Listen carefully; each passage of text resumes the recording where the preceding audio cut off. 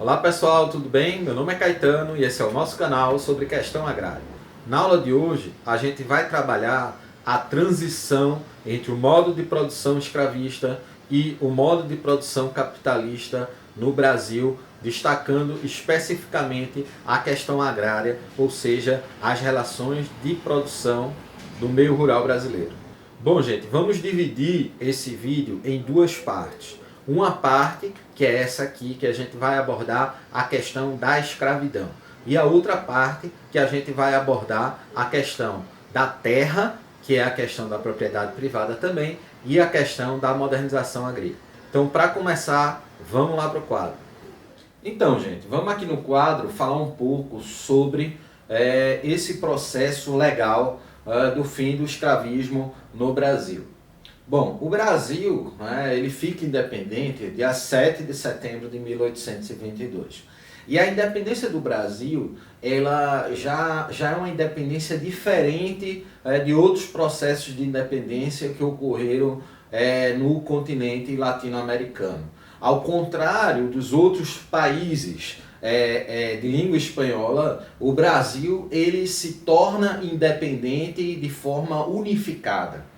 Ao contrário, por exemplo, do vice-reinado da Prata, que se divide, e das próprias outras colônias espanholas, antigas colônias espanholas, que vão se tornando independentes e fundando diferentes países ao longo de todo o continente. Então, aquele projeto de Bolívar, de unificar um único país forte, para fazer frente, inclusive, ao poderio da nascente potência norte-americana, ele é um projeto que não vai ocorrer para esses países da América Espanhola, mas vai ocorrer para as colônias portuguesas, no caso, o Brasil.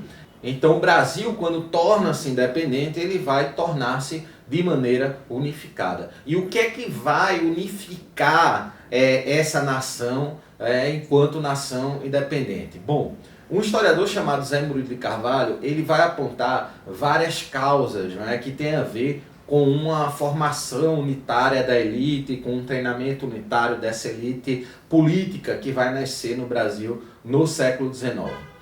Entretanto, há um fator principal aí que é justamente a questão da escravidão.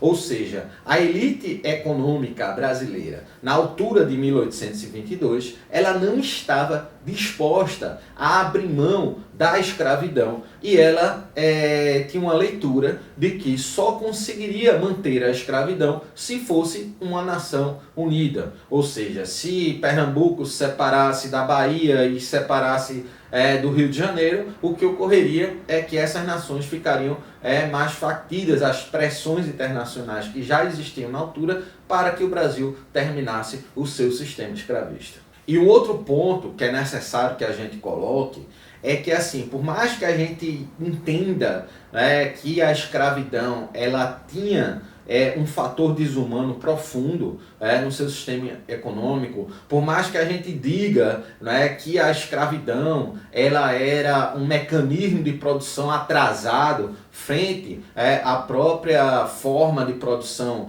capitalista tipicamente consolidada no trabalho assalariado, o fato é que historicamente a gente não teve nenhuma evidência de um senhor de escravo que chegasse e dissesse: eu vou modernizar as relações de trabalho na minha lavoura açucareira ou no meu cafezal e vou resolver libertar meus escravos e adotar o trabalho livre. Então isso não ocorreu. Então a mentalidade dos senhores escravistas brasileiros era o contrário, era justamente de tentar ao máximo manter a instituição da escravidão funcionando no Brasil. Então, 1850 é a altura que a escravidão brasileira ela vai começar a terminar.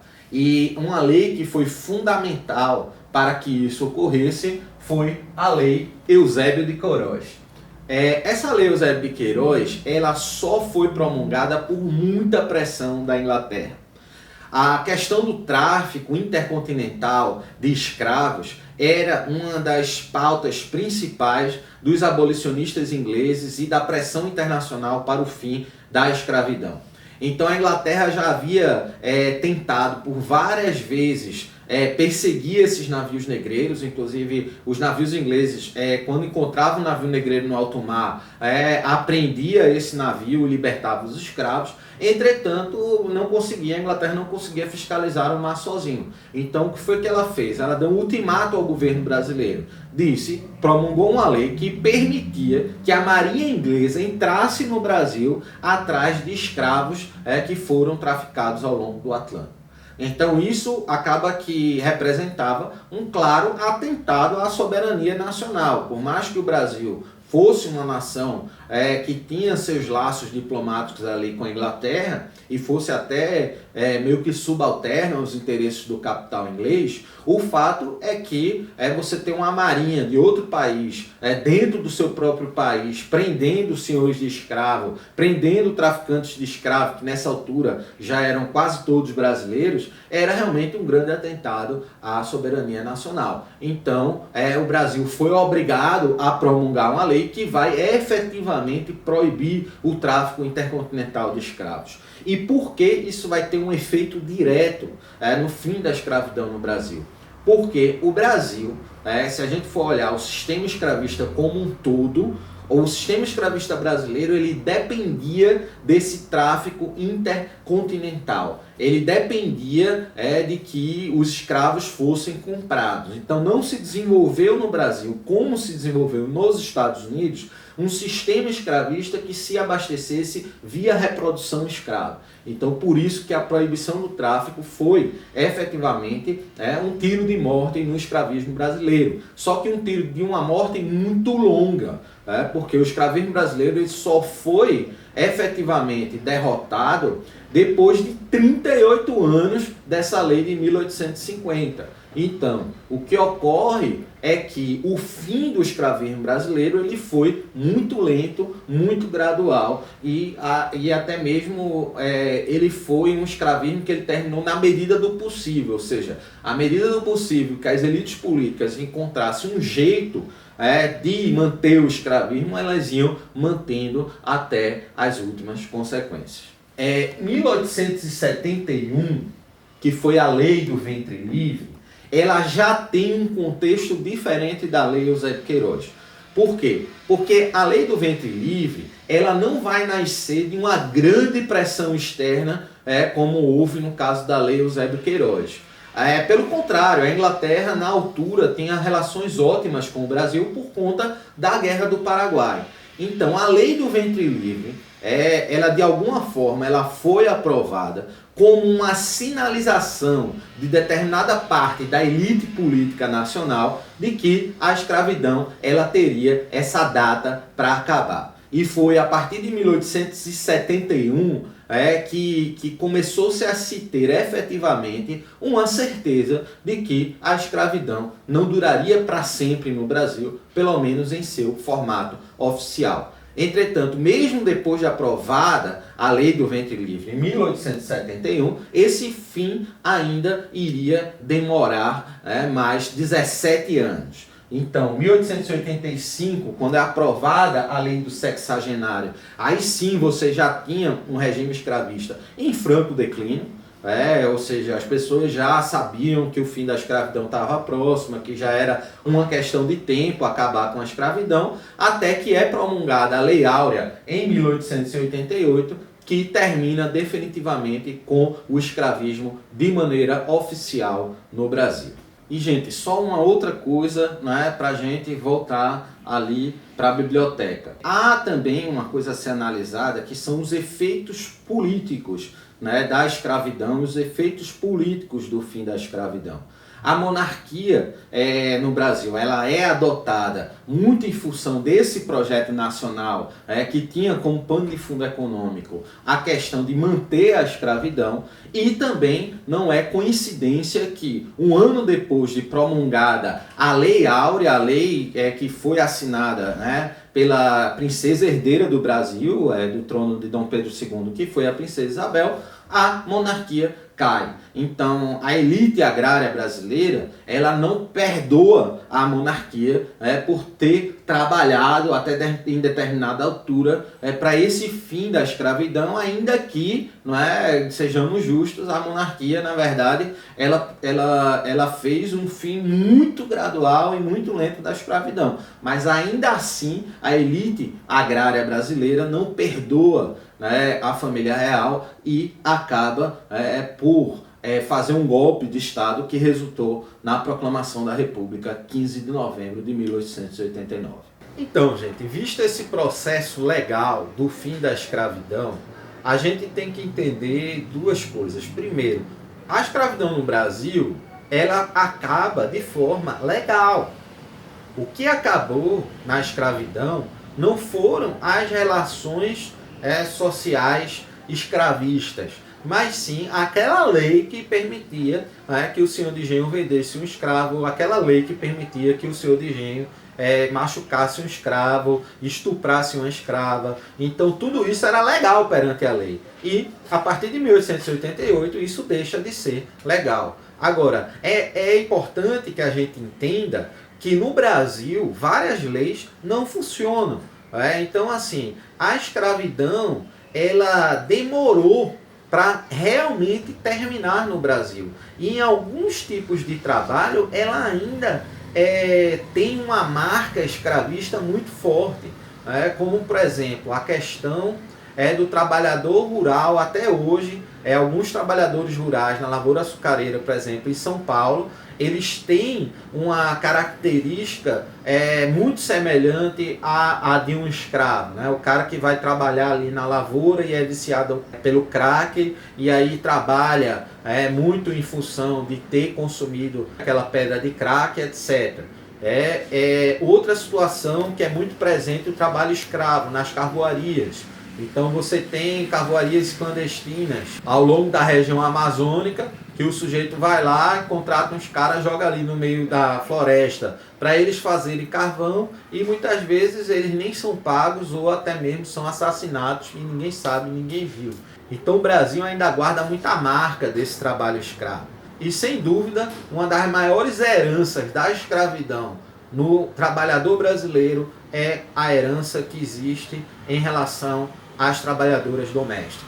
Porque aí, nesse caso, você não está falando somente de um sistema de opressão econômico, que é o escravismo ou o capitalismo. Mas aí você mistura uma sociedade que é também racista e também patriarcal e machista. E aí, gente, a condição da trabalhadora doméstica ele sempre foi uma condição mais agravada de relação laboral por conta desses fatores. E por conta também dessa proximidade, relativa intimidade que existe entre a trabalhadora doméstica e o seu patrão. Então, esse trabalho ele convive até hoje com verdadeiras instituições escravistas, como, por exemplo, o elevador de serviço, o quarto da empregada. Então, isso são coisas que só existem no Brasil ou em sociedades que estabeleceram legalmente o apartheid, como no caso da África do Sul e em alguns estados do sul dos Estados Unidos. E não é à toa que as trabalhadoras domésticas foram as últimas trabalhadoras a terem o seu direito trabalhista realmente garantido, que foi uma coisa recente, agora no século XXI, no governo Dilma. E mesmo assim, quando ela teve esse direito garantido, você teve todo aquele estardalhaço da elite senhorial brasileira, dizendo que isso ia provocar muito desemprego, etc. E é engraçado que é até um argumento parecido com o argumento da elite escravista brasileira ali no século XIX. Não, vai acabar a escravidão e o que é que vai ser dos escravos? Quem é que vai alimentar eles? Quem é que vai cuidar deles? Então eles tinham também esse tipo de argumento. Mas voltando para a questão da produção em si. Tá? Então, você termina um regime de escravidão e inicia um regime de trabalho livre o mais próximo possível da escravidão. No estado de São Paulo, especificamente na lavoura cafeeira, você conseguiu um processo de transição mais clássico em relação ao trabalho escravo para o trabalho livre. Porque se passou-se inicialmente a ter uma lavoura que se alimentava de trabalho escravo para o regime de colonato, utilizando a mão de obra imigrante, e posteriormente esses imigrantes conseguiram ter, né, os seus direitos legalmente reconhecidos e conseguiram se estabelecer como trabalhadores muito mais bem remunerados do que o trabalhador livre aqui da Mata Açucareira do Nordeste. Só que na maior parte das regiões do Brasil, ou seja, no resto da região do Brasil, isso não aconteceu.